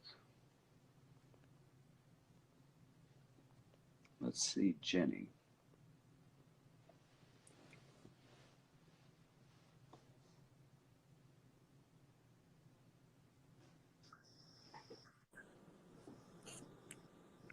This is unexpected. Wow, I'm very shocked. How are you doing? I'm okay. Who are you and where are you? My name is Brendan King. I live in Richmond, Virginia. I first met you at the gun rally a couple months ago, I think, here in Richmond. You may have not even remembered who I was, but are you a reporter? Yeah, I'm a local reporter here in Richmond, Virginia. I the do CBS remember. affiliate. We were walking back to the car. I remember. How you doing? I'm pretty good. Probably a little stressed amongst all of this because it's like, world is flipped upside down and we're still trying to do our job and put a newscast on because the news comes on at 12 and 5 and 6 every night. And you have to do a newscast and you got to put it on TV. So still trying to find stories amongst trying to self-quarantine and stay that 6 feet distance. So, Brendan, the broadcast center here in New York City is shut down, and I was on CBS this morning from sitting in this spot right here, and we used the Live View app on my cell phone, which I'm using for this, and that's how I went live. Are you guys working remotely, or are you still going to the station? No, so at least I've heard from storytellers, there's a Facebook group where journalists talk, and we're all doing different things, at least for what's working for my station is that reporter and photojournalist are paired permanently. We're not switching, and we're going out and telling this story with the same individual. or we're trying to do FaceTimes and Skypes and record it from our cell phones and our laptops and feed it in that way.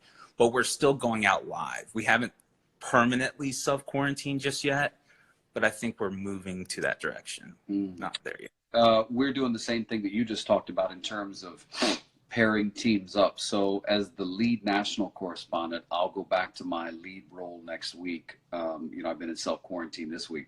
So my producer, who is the producer, he and I are paired together always, but he's been working with somebody else while I've been in self-quarantine, and he said the crew has stayed the same. They're not changing any crews, same crews indefinitely. And we're both texting each other like, how are you feeling today? Do you want to meet up? Are you okay to meet up? We're still doing that. But you know what I did last Friday is I asked them to sanitize. So they were going to come to mic me up. The audio man came to mic me up, and I said, hang on, wait a minute. I said, let me use a stick mic. So he sanitized it. He left it on we were in Times Square. He left it on a post somewhere. I picked it up. I used it. I put it back, and then I left. Right. But I will tell you that I think we are amongst the very cautious people out there, because doing stories just today, went to a very popular spot in the capital of Virginia, Libby Hill Park, and there were dozens of people walking around outside playing basketball, going to the river. People are not self-quarantining. They're not. Yeah. They're just not. Yeah. Whew, it's going to be painful when that wave crashes on us like they're projecting. Yeah, when I was watching you, you were kind of taken aback when that one woman said that she went to do her hair and got her nails done. Well, when she kept saying that, I was like, is she joking? Is she about to say, oh, no, I'm kidding, I didn't do that? But she wasn't.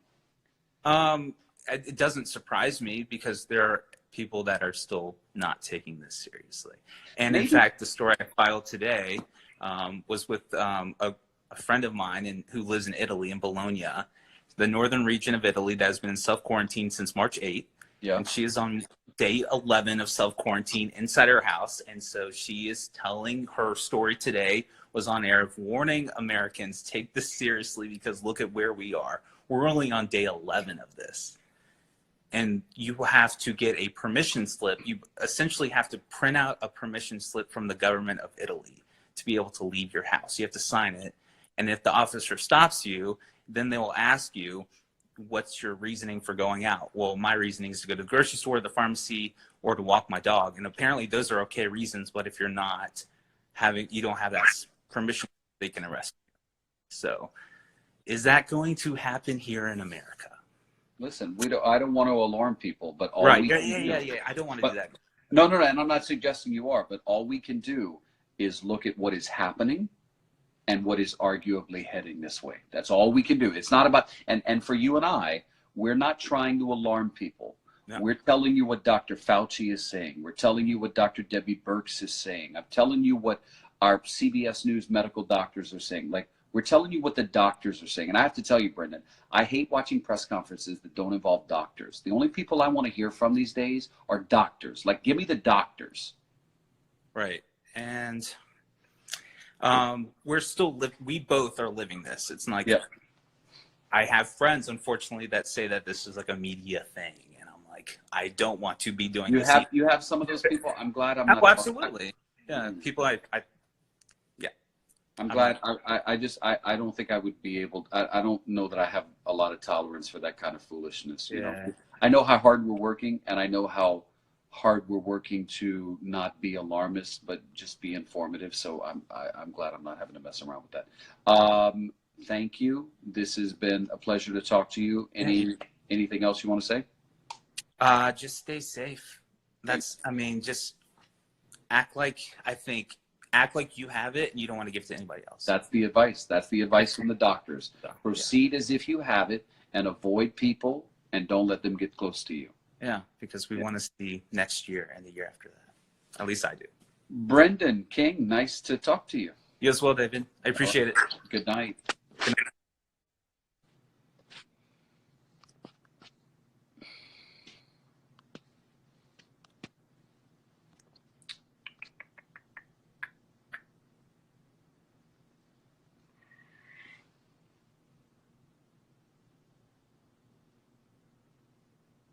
David, how are you?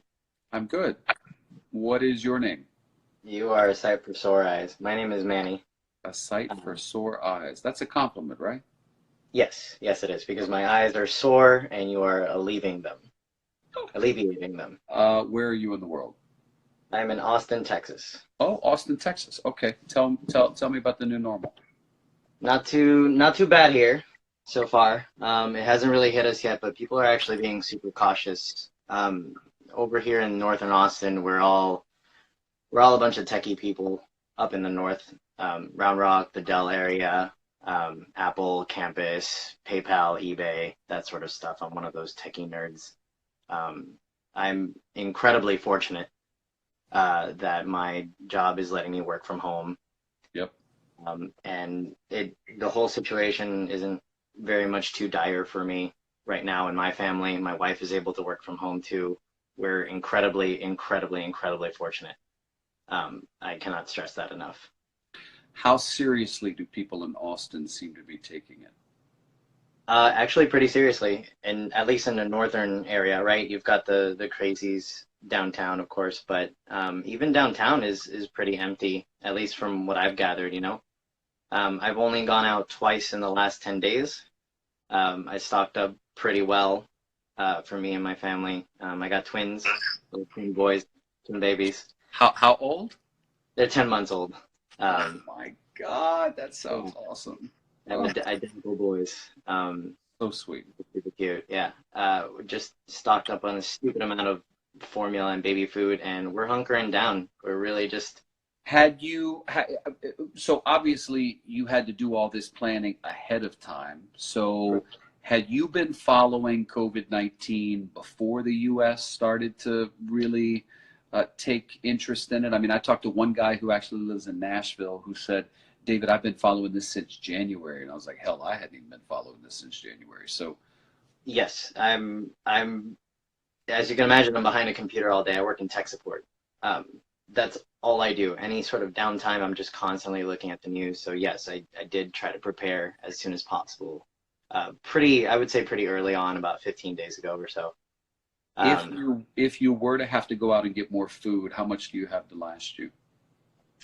If I were to go get more food, like the very next time I have to go get food, I would say I'm pretty good for a solid month. I don't really eat a lot. My wife doesn't eat a lot. We're very tiny people. We're not tall at all. We don't really eat too much. We're very, very much introverts. Okay. For a little bit here, we are starting to get a little cabin fever, of course. It's been a little more than 10 days, of course. But So do you live in a house where you can go in a backyard or something? we have a tiny little plot of a backyard, yes. So we do get a little bit of fresh air there. I have an Australian Shepherd, and he's just as lazy as I am, so not a big deal. The reason I started following you, and the reason why I wanted to request too, is because I wanted to thank you. I'm actually originally from Puerto Rico. Lived there for the first 19 years of my life. I'm from Caguas. You are from Caguas. Yes, born and raised. You speak Spanish? Yeah, that's my primary language. Of course. Your English is phenomenal. I mean, I don't even hear an accent. Thank you. Yeah, I got dual bachelor's degrees in languages, and one of them was English literature and philology. So it took me a long time to kind of get rid of the accent, but So basically, you have appreciate more. the compliment. You have more degrees than a thermometer. Ay, ay, ay. And your wife, is she Puerto Rican? She's not. She's from Chicago. One of the reasons I'm so appreciative of your work and all of the insights that you give is because, you know, I left the island when I was 19 years old, and I pretty much only go back occasionally. Following everything from a distance, when you can't do too much about it, right? There's just a really terrible sense of almost like survivor's guilt, you know. That's almost it's really hard for me to talk about without like tearing up a little bit, but it's difficult, you know. Like, you know, my mom is still down there. I still have all my friends down there, and I miss the island a whole lot. And you're just that one link, I suppose, the one clear link, the one non-biased link, and I'm super, super appreciative about it. But yeah, I just wanted to also give some insight that for a lot of the introverts around the world, it's not too terrible of a thing sometimes, with the whole situation going on. Um, I have my video games keeping me busy. I'm in my tiny makeshift game room. This is a closet under the stairs that I turned into a tiny game room before the twins were born. Now, of course, That's nifty. yeah, it's like a little Harry Potter kind of cubby hole here with all my video games. I'm trying not to wake the kids, which is why I'm kind of holed up in here. So just wanted to say that at least for a couple of people, we're really fortunate here in Texas and Austin. The governor's taking it incredibly seriously. I don't know if you saw the town hall a couple of hours ago. I say a couple hours ago, it was about 6 hours ago. The governor of Texas. No, I actually did not see the Abbott press conference. There's a whole town hall situation. It was live. They're taking it stupidly seriously. They have, I think it was 140 reported cases in Texas so far, which is relatively small for the state of Texas. But they're pushing hard, so it hasn't really hit too hard over here, I would say. And it seems like in this particular area, at least, everyone's taking it pretty seriously. I don't see people all around. I left twice, and I didn't really see people out and about. People not really leaving their cars, maybe going to the drive-through. But it seems like we're really hunkering down. As I say thank you, I want to circle back to what you said about why you appreciate what I do, and I want to tell you this. What makes me emotional listening to people like you is that there is a goodness in every single Puerto Rican I've met. And listen, I know there's goodness all around the world, but the point is my experience in Puerto Rico has been like any other that I've experienced in my life. And the goodness that I have seen in the people of Puerto Rico is what makes me emotional. So why I was quiet listening to you is because you remind me of the goodness that is on the island and the goodness that the island gives to the world. And my intention is to have some goodness given back to it. And I believe I have an ability and the platform that the Puerto Rican people have given me is why I feel a responsibility to give back to them continuously and consistently. David, we feel really, really hard. Puerto Ricans feel. They have so much heart. You do. They have so much heart that even when we're doing good, we have this crazy diaspora survivor's guilt that I'm feeling right now. I felt it during Maria. I felt it during the political crisis recently. I feel it right now. I feel it right now because my people they're not getting what they need, what they need as a society to survive, what they need to just live like normal human beings, and I'm in a position right now where I'm doing pretty good. I've been able to keep my job. I have enough food to last me for a long time, and I see my people suffer all the time for varying reasons. They can never catch a break. We can never catch a break, and yeah, I don't know what else to say. Don't lose hope. Don't lose hope. I've seen things get incrementally better. I'm encouraged by the fact that the governor acted. Instead of reacting, she acted proactively in declaring the state of emergency. Whether people agree with it or not, let's give credit where credit is due and say that that's a good thing. And I want to let people know about the good thing, because when there are good things in Puerto Rico, we need to blare them. We need to blast it like a headline, okay? Because the Puerto Rican people, after everything they've been through, have not broken. And I don't know how many human beings can get nailed that many times on the back and not break. They haven't broken. So anyway, I have thoroughly appreciated listening to you and sharing this. So I thank you. Thank you, David. I really, really appreciate you giving me some time, letting me speak out, of course. It's been a little therapeutic, I'm not going to lie to you. I hear you. God bless you, the babies, and the wife. Thank you so much. Okay, good night. Oh, we're going to end on that.